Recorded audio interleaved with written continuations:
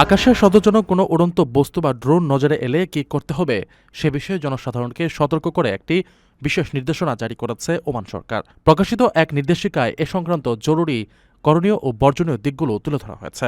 দেশের সার্বিক নিরাপত্তা নিশ্চিত করার অংশ হিসেবে বাসিন্দাদের জন্য এই সচেতনতামূলক পদক্ষেপ নেওয়া হয়েছে। নির্দেশনায় বলা হয়েছে, এমন কোনো সন্দেহভাজন উড়ন্ত বস্তু নজরে এলে প্রথমেই মাথা ঠান্ডা রাখতে হবে এবং দ্রুত ওই এলাকা থেকে নিরাপদে সরে যেতে হবে। এরপর কালক্ষেপণ না করে তাৎক্ষণিকভাবে বিষয়টি নিরাপত্তা কর্তৃপক্ষকে জানাতে হবে। এ বিষয়ে হোয়াটসঅ্যাপ নম্বর 77720078 এ তথ্য দেওয়া যাবে। কর্তৃপক্ষকে জানানোর সময় বস্তুটির সুনির্দিষ্ট অবস্থান উল্লেখ করার পাশাপাশি সম্ভব হলে এর একটি ছবি বা ভিডিও যুক্ত করে দেওয়ার পরামর্শ দেওয়া হয়েছে।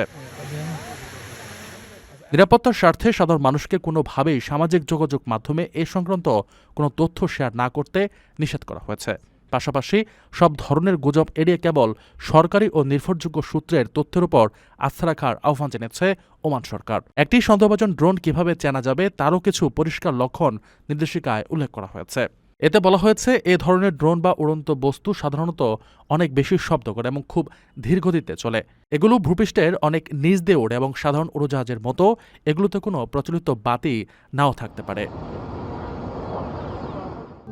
প্রবাসীদের জন্য নির্মাণ হচ্ছে দেশের প্রথম স্মার্ট সিটি, যেখানে থাকছে স্কুল, মসজিদ, হাসপাতাল, সুইমিং পুল, হেলিপ্যাড, পাঠাগার, জিম, সুপারমার্কেট, শিশু পার্ক সহ সকল নাগরিক সুবিধা।